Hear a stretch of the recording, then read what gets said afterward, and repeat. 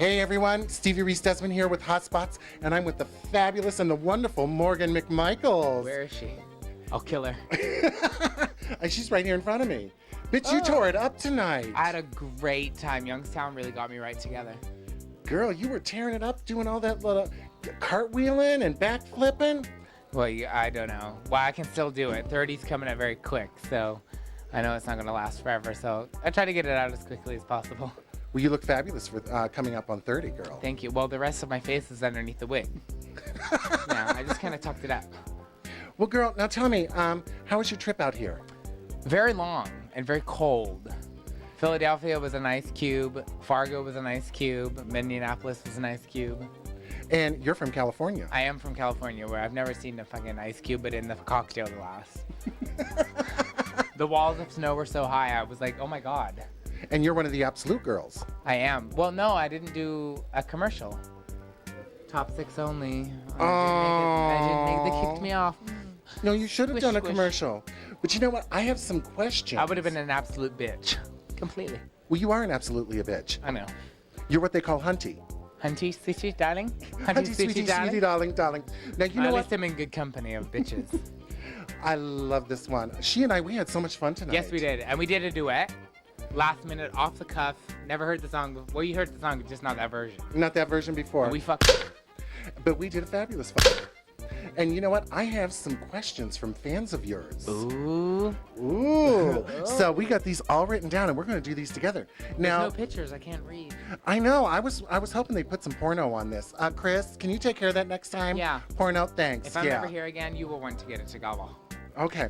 Now, we understand you were born in Scotland. Yes. And now, how is that different from this gay community in Scotland from the United States? Well, there's no drag community in Scotland. When I lived there was never drag. So when I moved here, I didn't understand what drag was, and I was very anti-drag. I didn't get it. But, you know, obviously, things changed. But they're very open. Gay marriage is legal.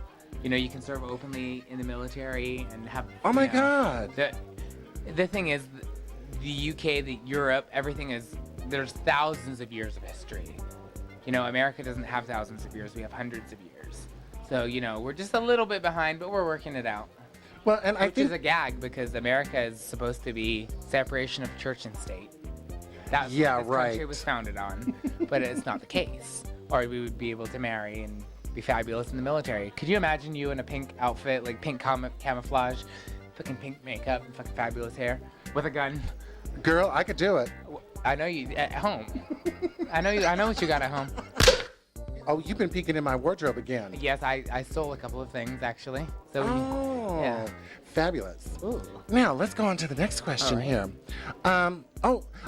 You were in a video with a famous singer. Yes, I You want was. to tell us about that? I just shot the new Rihanna video for S&M with Perez Hilton, and it was amazing. She's a big fan of Drag Race. She knew who I was when she walked on set. She was like, "You are on that drag show on TV," and I was like, "Oh, you know that show? Sickening."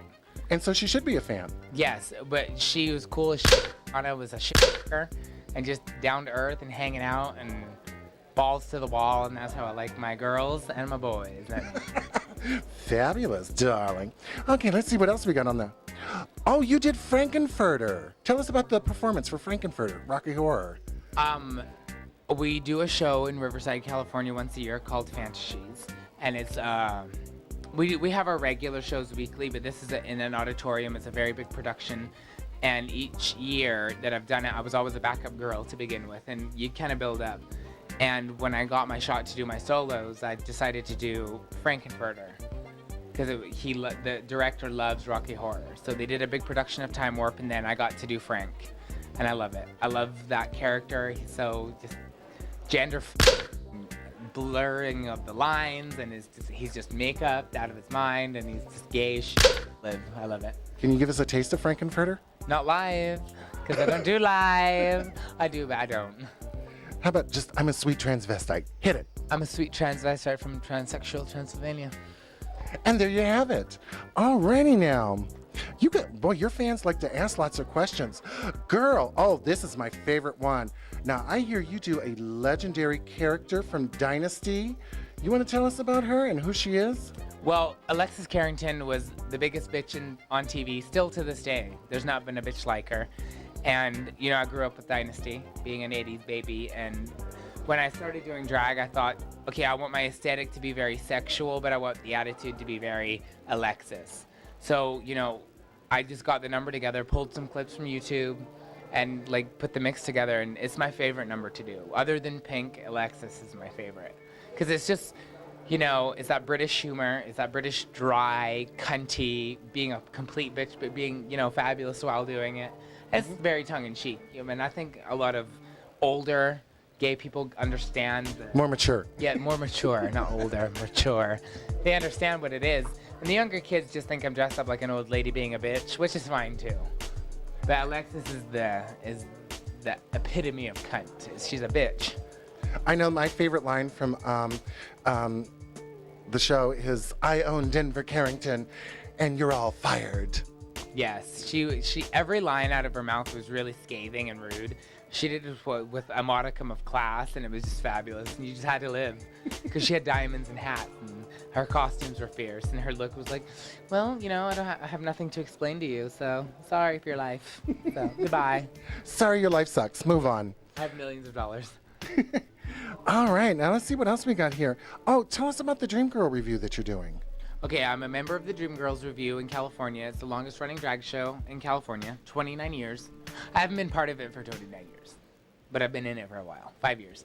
And my drag mother, Chad Michaels, who's the #1 Cher impersonator in the world. You guys should check him out on YouTube. Phenomenal entertainer. Asked me to join, and, you know, kind of took me under his wing and made this. He doesn't like the fact that I'm very brash and brazen. He's so nice and so sweet, and he's just very loving. He's like, calm down, chill out, bitch, chill out. And he's taken me to a new place and showed me different things. So everything I have to credit to him and to Delta Work. All right. He was on season 3 of RuPaul's Drag Race, one of my best friends, and Raja also. Okay, Raja. She's a dream girl, and Venus Delight is a dream girl. All right. So there's so many fun girls in RuPaul's Drag Race Dream Girls. And we were just talking. We share a girlfriend from California. Yes, we do. Divine Intervention of Long Beach. Mm-hmm. She's your little drag abortion.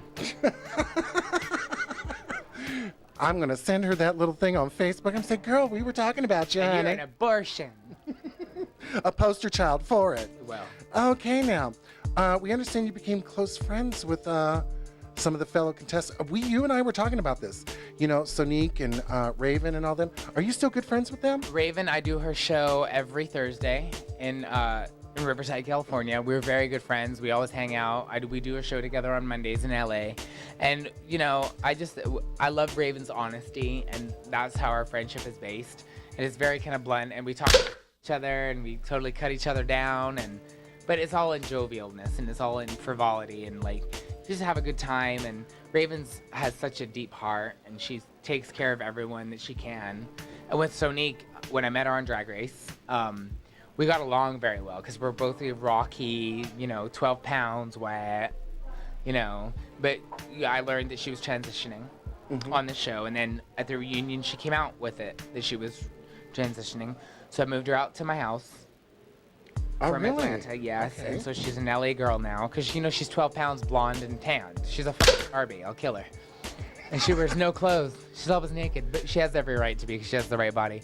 So, you know, she joined the Dream Girls also, you know, because she's a phenomenal entertainer, and she's just transitioning and having a great time. And there's a clean slate in California. You know, so many people judge you when it's your hometown. They're like, well, why are you doing this? What's this about? And she's a figurehead for the trans community, and she's working it out, and she's really doing great things. And she's a beautiful figurehead, and so sweet. Yeah, well, wait till you get to know her. I'm just kidding. She always leaves the toilet seat down. I'll kill her. She's a woman.